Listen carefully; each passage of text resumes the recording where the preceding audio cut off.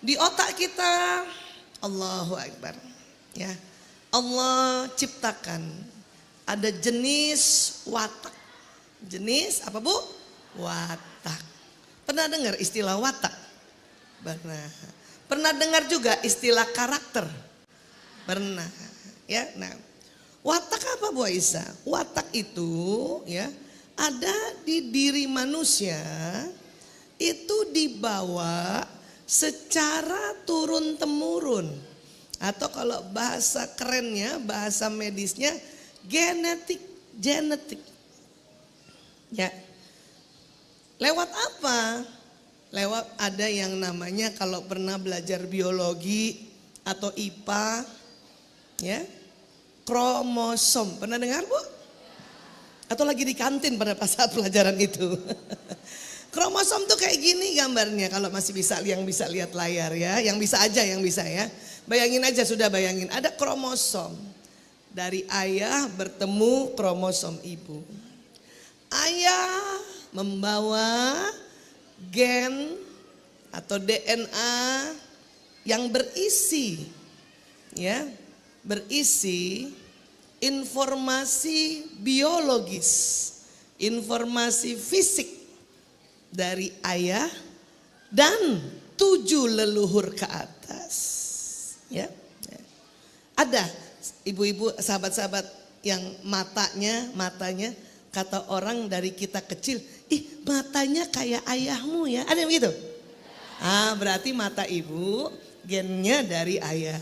Ya. Tapi bukan hanya dari ayah. Kita juga ada kromosom dari ibu dan 7 leluhur ke atas. Bahkan mata ini tidak langsung murni turunan dari ayah. Bisa ujung-ujungnya dari ibu. Bisa tengahnya dari ayah, ujung dalam sini dari ya neneknya ayah. Nah loh. Jadi kalau dilihat kayak ayahnya sih, tapi agak-agak bedaan gitu ya. Terus ibu pernah lihat, yang siapa yang punya lebih dari 1 anak? Ada nggak ibu melihat wajahnya, ih aku banget, Cila. Ih bapaknya. Ada yang begitu. Lihat muka. Ya. Bahkan banyak juga orang atau kita nih sebagai orang tua, lihat anak kita mungkin yang sudah ketiga, keempat kah, atau ketujuh barangkali. Kayak siapa ya? Enggak kayak aku. Enggak kayak bapaknya. Enggak kayak yang otinya. Yang kung dari ayahnya, nggak kayak oma opa dari ibunya. Siapa ya? Udah mulai curiga nih. Kayak siapa ya? Lihat kanan kiri tetangga. Waduh, itu nggak boleh kayak gitu Bu. Nggak boleh buru-buru ya mengklaim nggak kayak aku dan nggak kayak suami. Siapa tahu kayak leluhur dari ibu kita yang urutannya 5 ke atas. Emang ibu punya fotonya? Nggak punya. Ya. Maka besok-besok nih untuk ngasih warisan jangan sekedar tanah doang. Foto wajah Bu kasih juga. Karena nanti kita juga punya yang ke bawah, membawa genetik kita ke 7 turunan. Jadi kalau ke bawah apa Bu? Turunan. Kalau ke atas leluhur, tanjakan. Emang jalan. Leluhur ke atas ya. Turunan ke bawah. Ada yang tanya sama saya, Bu Aisyah, apakah juga termasuk kekayaan itu menurun? Ntar dulu, Bapak turunan ke berapa? Ya masalahnya saya turunan ke-8.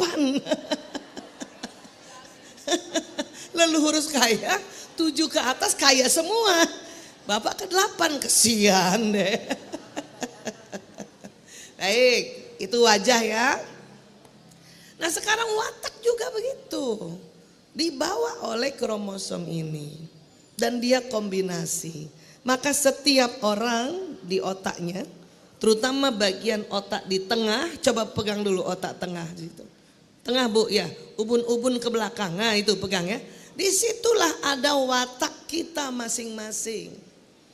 Ada dua jenis. Ada yang genetik ayah, ada genetik ibu. Bisa juga bukan ayah ibu kita, tetapi ya buyut kita. Paling enggak masih yang 7 ke atas. Ya. Maka sering kita ini juga melihat anak kita, melihat bukan hanya wajah ya. Memang wajahnya bisa kayak bapaknya, tapi dia punya tabiat, dia punya watak, dia punya perilaku. Misalnya seorang, aku banget, misalnya gitu. Mukanya bapaknya banget, tapi wataknya kita, itu bisa kayak gitu. Nggak mesti wajahnya sama kayak bapak dan leluhur ke atas, tabiatnya gitu, nggak mesti gitu. Nggak mesti gitu. Cuman kadang-kadang ibu-ibu curang. Pas lihat yang jelek-jelek wataknya, tabiatnya, bapaknya banget nih. Abiknya banget nih. Ya. Ayo, mulai kita lihat sesuatu yang proporsional. Ya. Kenapa? Karena watak ini, yang bahasa Arabnya tabiat, ini di otak kita, programnya memang ada 2. Kekuatan dan kelemahan. Ya. Saya sering bicara watak ini dan saya suka ulang-ulang. Karena yang pernah dengar, pernah belajar, baik baca bukunya atau dengar di media sosial, atau memang pernah belajar di sekolah, kemudian kita ulang hari ini supaya tambah paham. Karena sesuatu yang diulang-ulang tambah paham. Ya, setuju ya? Iya, baik. Bu Aisyah, ya. Sebetulnya apa beda watak dan karakter? Ya. Nah, karakter itu ternyata ya adalah hasil pembentukan. Watak bahan dasarnya. Contoh misalnya gini, yang gampang gini ya. Kayu, batu, plastik, besi itu bahan dasar. Itu umpamanya watak. Kemudian batu, kayu, besi, plastik ini mau dibuat karakter meja. Nah, meja itu namanya karakter. Mau dibentuk menjadi meja. Bisa kayu dibentuk meja? Bisa batu dibentuk meja? Bisa plastik dibentuk meja? Bisa besi dibentuk meja? Bisa. Jadi meja ini hasil dari pembentukannya atau karakternya dibentuk meja. Nah, tetapi kalau kita tidak kenal bahan dasarnya, maka nanti kita susah cari alat untuk membentuknya, gergaji untuk membentuknya. Maka jadi kalau gambarnya kurang lebih kayak gini nih kesimpulannya. Bahan dasar itu watak, kemudian si meja ini karakter. Ya, karena tahu bahan dasarnya, oh ini kayu. Maka cari gergaji yang untuk kayu. Oh ini batu. Maka cari gergaji atau alat-alat yang untuk batu. Untuk bisa dibuat meja.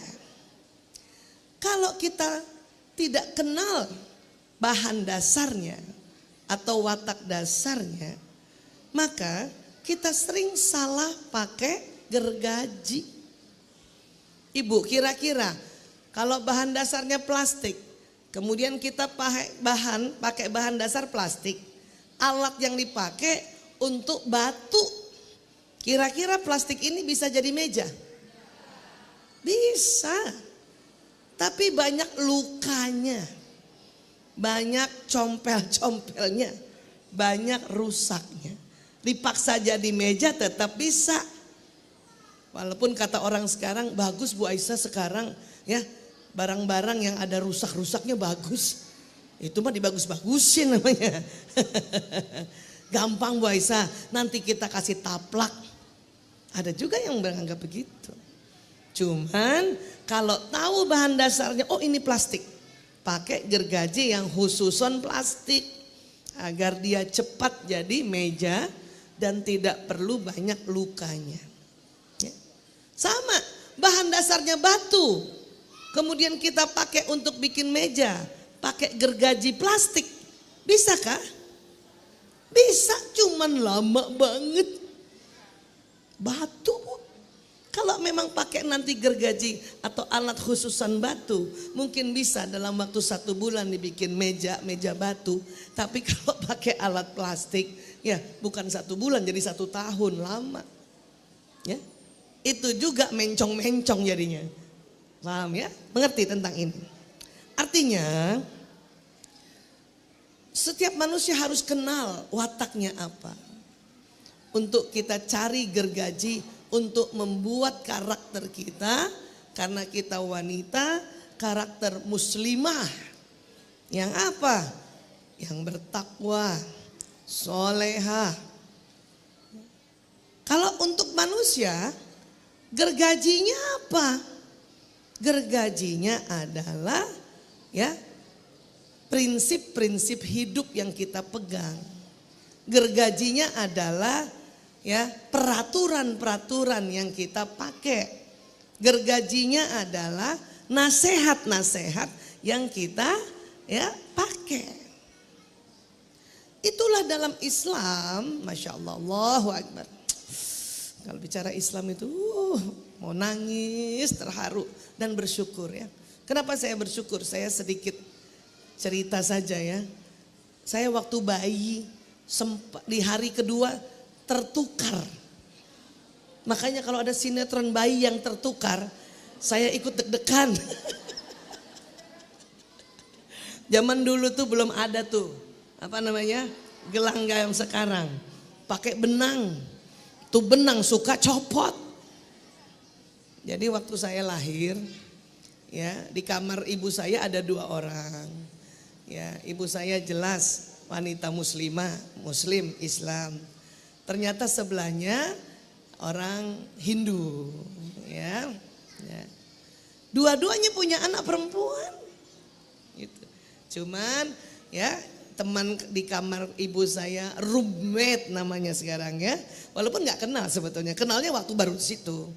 Yang agama Hindu ini duluan lahir beberapa menit. Yang ibu Hindu ini, ibu saya sempat nengok, kan lahir tetap di situ kan, namanya juga normal kan, bukan di ruang bersalin. Jadi kalau ada ibu lahir kan, ibu yang di sebelahnya juga ikut ngeden. Pas udah keluar di lap kan kelihatan, ibu saya cuma lihat gini aja. Dia lihat wajah anak yang bayi, anak perempuan ini yang satu ini. 15 menit kemudian saya yang keluar. Nah, saya yang keluar. Ibu saya juga, waduh akhirnya keluar, dia lihat saya, dia lihat muka saya. Udah disusuin, ya disusuin. Saya belum mau nyusu saat itu. Anak yang satu udah nyusu ke ibunya. Ibu saya tetap ngeliatin, entah kenapa dia feeling ngeliatin aja tuh bayi. Dia liatin gitu. Ya. Besoknya hari kedua kebalik. Tuh suster atau bidan yang di rumah sakit itu ngasih saya ke ibu yang satu, anak yang satu ke saya, ke ibu saya. Ibu saya karena dari kemarin ngeliatin bayi sebelah, terus juga perhatiin muka saya, tahu anaknya kebalik. Ya. Dia pas dia lihat, terus dia lihat coba, anak gua tuh. Saya tanya, loh ibu emang tahu dari mana? Kamu itu Aisyah katanya ya. Dari bayi saja udah ketawa mukanya. Masya Allah. Kayak apa muka ketawa ya?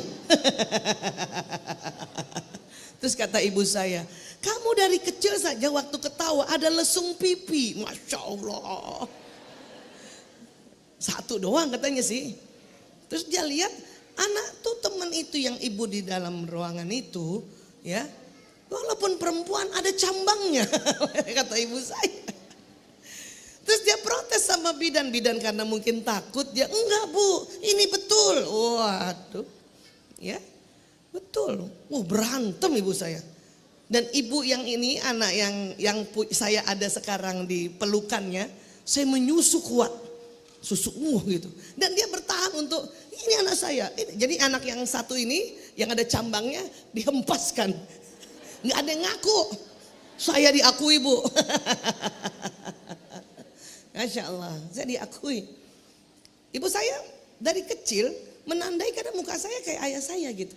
Jadi itu pentingnya. Pentingnya ya secara genetika, secara fisik itu dari kedua orang tua kan. Jadi ibu saya kan hafal muka suaminya. Tiap malam tidur lihat muka dia. Sudut matanya, hidungnya dan sebagainya. Pas lihat saya, bapaknya banget nih gitu. Dari bayi. Kenapa? Bentuk itu dari bayi, dari dalam rahim sudah terbentuk, bahkan watak gitu. Ya, nah udah. Untungnya ayah yang bayi yang bercambang tadi, bayi perempuan bercambang, itu udah lihat banget anaknya. Ayah saya juga sudah sempat lihat karena mengazankan. Ya, ayah saya dapat firasat di rumah tiba-tiba gas meledak gitu, gas kecil zaman dulu meledak. Kaget ya, ada apa nih? Cepat-cepat ke rumah sakit. Ayah yang satu lagi, para ayah yang bilang, iya ini anak saya, iya ini anak saya. Ibu itu langsung, jadi bukan ini, bukan yang ini. Ya. Lucu juga ya direbutin ya bu ya. Untung kalau zaman Nabi Sulaiman dipotong saya. Kasih sebelah-sebelah. Nah disitulah saya bersyukur ya Allah saya kembali ke ibuku. Karena kalau tidak berarti saya tidak muslim. Dan saya gak duduk di sini bu. Ya makanya saya bersyukur sekali kalau bicara tentang Islam. Nah itu introduksi. Saya baru kali ini cerita ini loh bu. Bayi yang tertukar. Khususan di majelis taklim ini. Karena ngomong potensi diri ya. Jadi dalam Islam ada namanya ya umpamanya gergaji prinsip. Gergaji prinsip. Apa itu? Ya itu dari rukun iman, rukun Islam. Itu prinsip. Mau bahannya batu kek, kayu kek, besi, plastik, itu kudu pakai gergaji itu. Dan rukun iman, rukun Islam itu gergaji yang cocok untuk semua bahan dasar. Ya. Tapi nanti ya prinsip-prinsip lainnya, nasihat-nasihat lainnya, ya hadis-hadis, begitu banyaknya hadis, begitu banyaknya Rasulullah mencontohkan, ya kemudian diikuti para sahabat, itu banyak, itu bisa dipilih sebetulnya untuk apa? Untuk waktu kita ibarat gergaji membentuk watak, ya membentuk watak. Nah, artinya gini, gampangnya gini. Nasihat biasa saja, katakan buang sampah. Nah, buang sampah di tempat sampah ya, itu nasihat biasa kan? Nasihat umum yang harusnya anak siapapun, watak apapun, dia belajar buang sampah di tempatnya. Tapi ada nanti anak-anak nih, apalagi yang anaknya lebih dari satu akan lihat perbedaan cara buang sampah. Ada anak yang buang sampah betul-betul waktu dia buang, dia datang ke tempat sampah, kalau tempat sampahnya ada pedalnya, dia buka, dia masukkan, dia pastikan sampahnya masuk, kemudian dia tutup lagi. Ada yang begitu. Ada yang cara buang sampah begini. Nah kalau ada tutupnya masuk nggak? Ya nggak masuk. Tapi dia senang tuh begitu. Gitu. Ya. Ada orang yang buang sampahnya, dia suruh adiknya, dek, tolongin buang sampah. Ya. Itu semua karena watak. Maka teman-teman, ibu-ibu, lihat watak anaknya. Kalau tadi watak anaknya yang gayanya buang sampah, atau ya buang baju kotor, kayak main basket, maka carilah tempat sampah yang gak usah ada tutupnya. Tempat baju kotor yang gak usah ada tutupnya. Karena menyusahkan buat dia. Dan kalau dia gayanya buang sampah kayak gitu dan gak masuk karena ada tutupnya, berantakan. Maka cari yang kebuka. Yang udah kebuka saja. Anak-anak yang buang sampahnya, maaf, dia buang kayak gaya main basket gini. Terus gak masuk. Apa dia bilang? Insya Allah besok yang masuk. Nah hari itu gak masuk, dia biarin aja. Itu semuanya karena watak. Berarti anak yang seperti ini watak gembira. Watak gembira. Ya, jadi semuanya mau dibikin gembira. Buang sampah juga bikin gembira. Ya. Atau misalnya kita ajarkan anak kita, ya. Nah, sholat di waktunya. Di waktu. Kalau sholat zuhur di sini di waktunya kapan? Jam berapa? Pas jam 12 sekarang. Kurang dikit. 11.55. Iya, 11.56. Sampai sampai berapa, Bu? 15. Jam berapa? Di sini beda-beda loh. 15.15. Itu namanya ya sholat di waktunya. Ya. Nah, sholat di waktunya. Maksudnya sholat lohor ya di waktunya itu. Tapi memang yang lebih utama sholat di awal waktu. Ini udah dijelasin kan sama anak-anak kan? Karena wataknya beda-beda. Ada anak waktu diajarkan sholat di waktunya udah terima nih. Karena itu memang namanya gergaji standar. Sholat zuhur tadi di waktu yang tadi. Ya. Watak besi kayak batu, kayak kayu kayak ya. Plastik kayak udah dapat tuh gergaji standar, yang gaji besar, ngiung. Tapi yang membuat ukirannya lain lagi kan. Tapi lebih utama sholat di awal waktu. Gak semua watak bisa melakukan.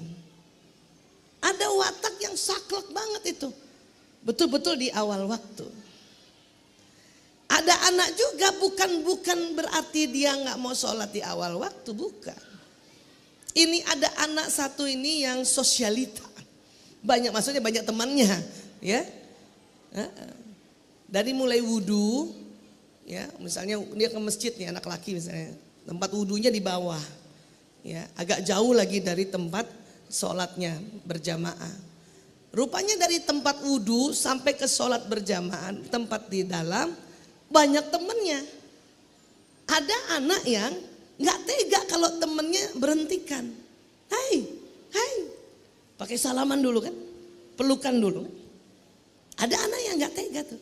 Dia lakonin itu. Ada anak yang tega aja juga. Gitu. Ya. Sehingga anak yang gak tega berhadapan dengan teman-temannya. Dan kebayang ternyata saat itu dari tempat wudhu ke sini ada 10 temannya ketemu. Ngomong 2 menit, 2 kali 10 2 menit. Sampai di dalam masbuk rakaat keempat. Itu watak. Pasti kita juga ada yang kayak gitu kan. Ada yang memang saklek. Karena tahu gergaji ukiran yang paling bagus adalah sholat di awal waktu. Makanya ada ibu-ibu yang tergopoh-gopoh gitu. Ya, misalnya gitu ya. Bu Ratna, ya. Nggak kelihatan sama dia. Tapi ada ibu yang nggak bisa kayak gitu, memang nggak bisa. Walaupun kata si Bu Ratna, udah nggak usah dipeduliin. Yang penting kita sholat duluan tuh mau berjamaah. Ada ibu yang nggak bisa. Ya, katakanlah Bu Dewi namanya. Ada yang namanya sama Bu Dewi. Ya. Kata Bu Dewi, saya nggak bisa, Bu. Saya ditegur orang aja paling nggak harus lihat mukanya waktu dada. Hai. Kan gitu. Itu berapa detik coba? Hai. Nanti ada maaf ya, ibu-ibu UMKM yang jual ya kerupuk. Bu, Bu Dewi kerupuk. Misalnya gitu kan. Iya Bu, nanti saya beli. Itu 3 detik sudah ngomong. Nah, coba. Ngerti maksud saya?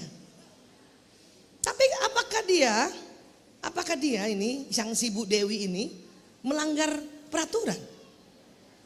Enggak.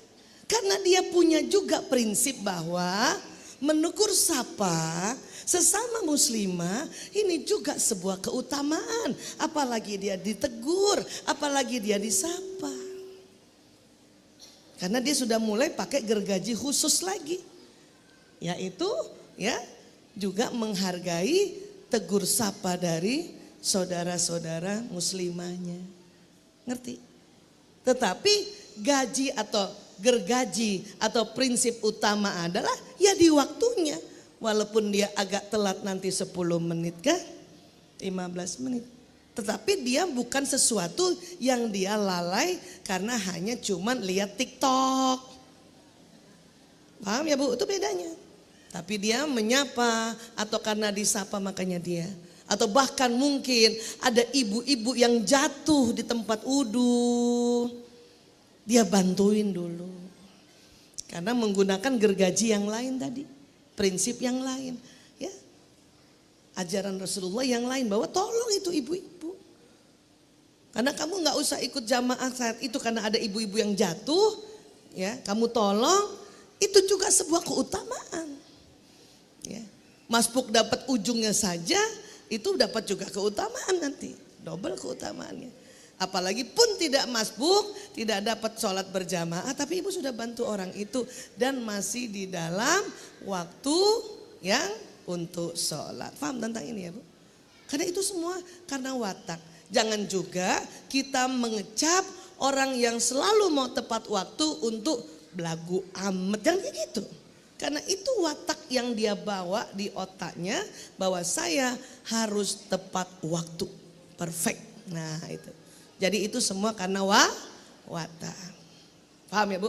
Nah, termasuk taruh handuk. Jangankan anak, suami istri aja taruh handuk beda-beda. Siapa yang istri-istri taruh handuk tuh? Handuknya bener-bener ditaruh ujung ketemu ujung. Rapi banget. Dan nanti biasanya dapat pasangan yang taruh handuknya di atas tempat tidur. Di atas kursi. Allah. Nih contoh ya. Nih. Ada pasangan, gak mesti istri kok.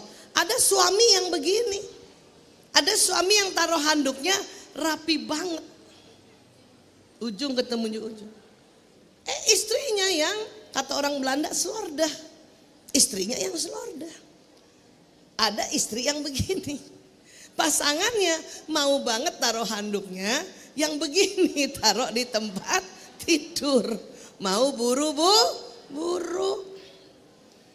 Apa dibiarkan? Enggak. Misalnya dulu nih istrinya yang rapi ya. Istrinya tadi tuh yang taruh handuknya begini. Punya suami yang taruh handuknya di kursi atau tempat tidur. Bukan dibiarkan. Dikasih tahu Abi, Ayah, Papa. Kalau habis pakai handuk taruh handuk tempat handuk ya. Ya Umi. Udah bilang iya aja syukur dulu. Karena banyak ibu-ibu iya. Syukur aja dulu kalau suami bilang iya, itu laki-laki bilang iya. Kalau istrinya yang suruh tuh susah Bu. Tuh gengsi sebetulnya. Ya, tapi udah syukur iya, alhamdulillah. Dan kalau nanti dia taruhnya bukan kayak gini rapi yang dari ujung ke ujung. Tapi dia taruhnya kayak gini. Udah sampai di tempat handuk tapi mencong-mencong. Sudah syukur. Jangan juga ibu bilang, Abi, ini belum sempurna. Kau ujung ketemu ujung dong. Itu ada saya pengalaman adik sepupu saya. Istrinya rapi banget. Detil banget. Ya. Pada satu ketika suaminya udah taruh handuk kayak gini. Udah berangkat kerja. Istrinya baru lihat di kamar. Handuknya mencong-mencong, ditelepon suaminya suruh balik.